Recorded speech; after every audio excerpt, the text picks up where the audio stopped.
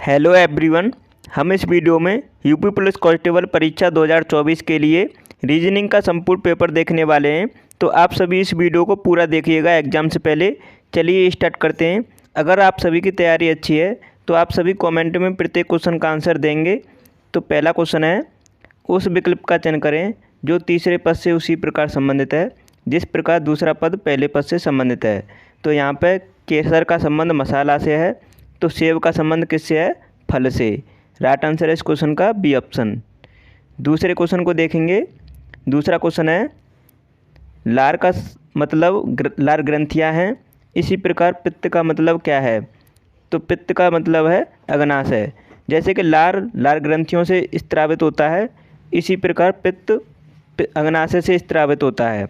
तो right answer है इस क्वेश्चन का सी ऑप्शन। तीसरे क्वेश्चन का आंसर करेंगे सभी। डैश का मतलब सेल्सियस है, जिस प्रकार द्रव्यमान का मतलब ग्राम है। तो यहाँ पे देखेंगे, जैसे टेम्परेचर को सेल्सियस में मेजर करते हैं उसी प्रकार द्रव्यमान को ग्राम में मेजर करते हैं। तो मतलब द्रव्यमान की इकाई ग्राम है, तो उसी प्रकार टेम्परेचर तापमान की इकाई सेल्सियस है। तो इस तरह आंसर कर सकते हैं, डी ऑप्शन राइट आंसर है। हम इस वीडियो में फास्ट मोड में आपको कराने वाले हैं, आपका टाइम भी वेस्ट नहीं होगा और आपको ज़्यादा से ज़्यादा क्वेश्चन देखने को मिलेंगे इस वीडियो में। चौथा क्वेश्चन है, अगर एक निश्चित संकेत भाषा में शब्द मुंबई का इस तरह लिखा जाता है कोड में, शब्द का कानपुर को किस प्रकार कोड किया जाएगा? तो यहाँ पे देखेंगे, एम के बाद एन आया है, यू से एक प्लस करेंगे, मतलब एक माइनस करेंगे टी आएगा, एम से एक प्लस करेंगे एन आएगा, बी से एक माइनस करेंगे ए आएगा। तो प्लस एक माइनस एक इस तरह से सीरीज चल रही है। तो यहाँ पे देखेंगे, के से प्लस करेंगे एक एल आएगा, ए से एक माइनस करेंगे तो जेड आएगा। तो एल जेड से स्टार्ट होगा ऑप्शन, इसका मतलब सी ऑप्शन इसका राइट आंसर है। इस तरह आप डायरेक्ट आंसर दे सकते हैं, पूरा क्वेश्चन सॉल्व नहीं करना पड़ेगा आपको। पाँचवें क्वेश्चन का आंसर करें। केक का ओवन से उसी प्रकार संबंधित है जिस प्रकार आइसक्रीम डैश से संबंधित है। तो जिस प्रकार केक को ओवन से बनाया जाता है उसी प्रकार आइसक्रीम को रेफ्रिजरेटर में जमाया जाता है। तो सी ऑप्शन इसका राइट आंसर है। छठवां क्वेश्चन है, मेघालय की राजधानी जिस प्रकार शिलोंग से है उसी प्रकार नागालैंड की राजधानी क्या है? तो देख सकते हैं मेघालय शिलोंग से संबंधित है, तो नागालैंड की राजधानी होती है कोहिमा। तो राइट आंसर है इस क्वेश्चन का सी ऑप्शन। ईटानगर अरुणाचल प्रदेश की है, दिसपुर असम की है। सातवां क्वेश्चन है, 100 का मतलब शतक है, इसी प्रकार 10 का मतलब क्या है? तो दशक। तो राइट आंसर है इस क्वेश्चन का डी ऑप्शन। आपकी परीक्षा के सभी क्वेश्चन हैं, ये मत सोचिएगा कहाँ से करा रहे हैं इन क्वेश्चनों को। आठवें क्वेश्चन का आंसर करेंगे, निम्नलिखित अनुक्रम में क्वेश्चन मार्क्स की जगह पर कौन सी संख्या आएगी? तो आप देखेंगे, डी का कोड 4 है, एक्स का कोड 24 है, ई का कोड 5 है, एच का कोड 8 है, टी का कोड 20 है, तो एल का कोड क्या होगा? 12 है। तो इनकी प्लेस वैल्यू को ही यों का तो लिखा गया है, तो प्रश्नवाची चिन्ह के स्थान पर 12 आएगा। सी ऑप्शन इसका राइट आंसर है। आप इस वीडियो में कितने क्वेश्चन का आंसर सही दे पाते हैं कमेंट में ज़रूर बताइएगा। 9वां क्वेश्चन है, यदि गुड को 41 लिखा जाता है तो बैड का कोड क्या होगा? तो देखेंगे गुड में कितने, मतलब जैसे कि जी को 7, ओ को 15, फिर ओ को 15, उसके बाद डी को 4, 15 15 30 और 4 34 और 7 41। तो आप देख सकते हैं इनकी प्लेस वैल्यू को जोड़ा गया है। तो बी ए डी के कोड को हम जोड़ेंगे तो बी आता है 2 पर, ए आता है 1 पर, डी आता है 4 पर, सभी को जोड़ते हैं तो 7 आएगा। तो इस क्वेश्चन का राइट आंसर है सी ऑप्शन। 10वें क्वेश्चन का आंसर बताएंगे, यदि एक्टिव को 60 लिखा जाता है तो पैसिव का कोड क्या होगा? तो देखेंगे एक्टिव के सभी अक्षरों को जोड़ेंगे तो ए आता है 1 पर, सी आता है 3 पर, टी आता है 20 पर, आई आता है 9 पर, वी आता है 22 पर और ई आता है 5 पर। तो इन सभी को जोड़ेंगे तो 60 आएगा। आप जोड़ सकते हैं 20 और 9 29 और 3 32 से 1 33, 33 और 22 55 और 5 60। तो उसी प्रकार यहाँ पे देखेंगे पैसिव के कोड को जोड़ेंगे, पैसिव के सभी अक्षरों को। तो पी आता है 16 पर, ए आता है 1 पर, एस आता है 19 पर और फिर एस आता है 19 पर। 19 दूनी 38 और 1 39 और 39 और 16 कितना होगा? 55। उसके बाद आगे जोड़ेंगे 55 और 9 कितना होता है? 64। 64 के बाद 22 जोड़ेंगे, 64 22 क्या होगा 86, और 5 86 और 5 क्या होगा 91, तो 91 होगा इसका राइट आंसर। सी ऑप्शन इसका राइट आंसर है। इस तरह आप आंसर कर सकते हैं। अब 11वें क्वेश्चन का आंसर करें सभी स्टूडेंट। अगर आपको स्पीड ज़्यादा लग रही है तो स्पीड कम कर सकते हैं अपने फ़ोन की। आपकी सेटिंग में ये ऑप्शन दे रखा होता है यूट्यूब के द्वारा, तो आप अपनी स्पीड कम कर सकते हैं। यदि एक निश्चित संकेत लिपि में शब्द सिल्क को इस प्रकार संख्या से लिखा जाता है तो शब्द कॉटन को उसी कोड में कैसे लिखा जाएगा। चलिए देख लेते हैं।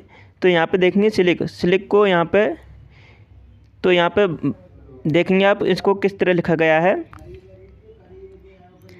तो के का कोड तो 11 है, एल का कोड 12 है, उसके बाद आई का कोड यहाँ पे देखो बाई मिस्टेक यहाँ पे गलती हुई है, जैसे कि यहाँ पे 15 और ये आई की जगह पे यहाँ पे 9 होना चाहिए था, और यहाँ पे एस की जगह पे 19, क्योंकि इसमें बाई मिस्टेक टाइपिंग मिस्टेक है।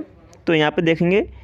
अब उसी प्रकार सी का कोड है 3, ओ का कोड है 15, तो संख्या ज्यों का त्यों लिखना है। 3 15 टी है तो 20, उसके बाद 20 आएगा, उसके बाद आएगा 15, उसके बाद आएगा 14। तो आप देख सकते हैं 14 15 फिर 20, 14 15 20 20, उसके बाद आएगा 5 और 3 1। इसका राइट आंसर डी ऑप्शन है। तो इस तरह देख सकते हैं आप, राइट आंसर डी ऑप्शन होगा, क्योंकि यहाँ पे बाई मिस्टेक ये 15 नहीं है 19 है, और यहाँ पे 3 की जगह पे 9 है। अब नेक्स्ट क्वेश्चन का आंसर करेंगे। 12वां क्वेश्चन है, जल्दी से आंसर करें। निम्नलिखित समीकरण का हल निकालने हेतु सर्वाधिक उचित विकल्प का चयन करें। तो इस क्वेश्चन को सभी सॉल्व करें, क्या होगा इसका राइट आंसर। तो आपको देखना है 1.8 को डिवाइड करना है 1200 से। तो देख सकते हैं आप 1.8 को 1200 से डिवाइड करना है। अब आपको पॉइंट हटाने के लिए 0 1 और बढ़ जाएगी। अब आप देखेंगे, पहले हम पॉइंट लगाते हैं, जैसे पॉइंट लगाएंगे तो एक 0 बढ़ा लेंगे, उसके बाद फिर ये मतलब 0 बढ़ाएंगे तो एक और 0 बढ़ जाएगी, फिर एक और 0 बढ़ाएंगे तो एक और 0 बढ़ जाएगी। अब आप देख सकते हैं 3 0 से 3 0 कैंसिल कर देंगे, 12 से काटेंगे 18 को, तो 1 मतलब पॉइंट देख सकते हैं 15 बार कट जाएगा। तो इस क्वेश्चन का राइट आंसर आएगा डी ऑप्शन। इस तरह आप सॉल्व कर सकते हैं इस क्वेश्चन को। आशा करता हूँ समझ में आ रहा होगा आप सभी को। 13 क्वेश्चन का आंसर करेंगे सभी। 54 162 एवं 189 का महत्तम समावर्तक HCF क्या होगा। तो HCF आप सभी को बताना है। तो वो संख्या बतानी है जो अधिकतम है और सभी तीनों संख्याओं को डिवाइड कर सकती है। तो वो कौन सी है 27। कैसे, आप 189 में से 162 भी घटा सकते हैं, तो आपको ऐसे भी मिल सकता है, क्योंकि 27 ही आएगा। देख सकते हैं 27 आएगा। या फिर आपको ऐसे भी देख सकते हैं कि ये 54 162 189 वो कौन सी अधिकतम संख्या है जो तीनों को डिवाइड कर दे, तो वो है 27। राइट आंसर है ये ऑप्शन। अब अगले क्वेश्चन का आंसर बताएंगे। 64 128 और 160 का लघुत्तम समावर्तक क्या होगा। एलसीएम बताओ सभी स्टूडेंट। तो देखेंगे आप एलसीएम निकालने के लिए 8 हुआ 2 64, 64 को हम फैक्टर कर लेते हैं। 8 हुआ 2 64, 128 के फैक्टर कर लेते हैं। 128 के फैक्टर क्या होंगे 8 हुआ 2 64 इंटू 2, देख सकते हैं आप। उसके बाद 160 के कितने होंगे 8 इंटू 4 इंटू 5। तो इस तरह आप कर सकते हैं। तो आपको यहाँ पे अधिकतम पावर लेनी है 8 की, तो 8 की अधिकतम पावर आएगी 8 का स्क्वायर 64 आ जाएगा। उसके बाद आएगा 5, तो 5 आ जाएगा। उसके बाद आएगा जैसे कि यहाँ पे अधिकतम 8 तो आ गया, उसके बाद यहाँ पे 4 ले लेंगे, 2 आ जाएगा उसी में, तो 4 आ जाएगा। तो 4 पन्ना 20, और 20 मल्टीप्लाई 64 करेंगे आप तो 600 कितना आएगा 20 मल्टीप्लाई 64 करेंगे,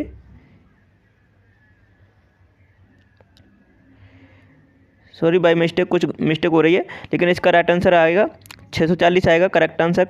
आप कर सकते हैं इसका फैक्टर इस तरह भी कर सकते हैं 64। अगर आपको नहीं आ रहा है तो 160 इस तरह आप फैक्टर कर सकते हैं। 2 से काटेंगे तो 32, फिर उसके बाद 64, उसके बाद आएगा 80, उसके बाद 2 से काटेंगे। इस तरह आप कर सकते हैं, लेकिन हमको पता है कि हमने 8 का स्क्वायर 64 आया था। उसके बाद तो इस क्वेश्चन का राइट आंसर होगा 640। आप इसे सॉल्व कर सकते हैं, एलसीएम लेना है सिंपली, तो आप इसे सॉल्व कर सकते हैं। डी ऑप्शन इसका राइट आंसर है। 15वें क्वेश्चन का आंसर बताएंगे। यदि 84 को 5:9 के अनुपात में विभाजित किया जाता है तो दोनों भागों में से कौन सा भाग बड़ा है। तो आप इसे सॉल्व करेंगे, दोनों भागों में से कौन सा भाग बड़ा है। तो 84 दे रखा है टोटल दोनों का, और 5 और 9 कितना होता है, 5 और 9 होता है 14, और 14 से डिवाइड करेंगे हम, तो 14 छेंगे 84, 6 यूनिट आ गया, 6 बार कट जाएगा। अब हमको बड़ी संख्या बड़ा भाग बताना है, बड़ा भाग है 9, और 9 × 6 करेंगे तो 9 छक्के 54। तो इस क्वेश्चन का राइट आंसर होगा ए ऑप्शन। इस तरह आप सॉल्व कर सकते हैं इसे। अब 16वें क्वेश्चन का आंसर बताएं सभी स्टूडेंट। यदि x रेशियो 16 मतलब समानानुपात में है ये, तो x की वैल्यू बतानी है। तो आप सभी को पता होना चाहिए, बाहर वालियों का इसको मल्टीप्लाई इंटू अंदर वालियों का मल्टीप्लाई बराबर होता है। तो देख सकते हैं, तो आप 36x इक्वल टू हो जाएगा 16 × 63। तो आप इसे काट सकते हैं 9 × 36, और 9 से 7 बार, और 4 से काटेंगे 4 बार, तो 4 × 7 = 28। एक्स की वैल्यू आ गई 28। राइट आंसर है इस क्वेश्चन का सी ऑप्शन।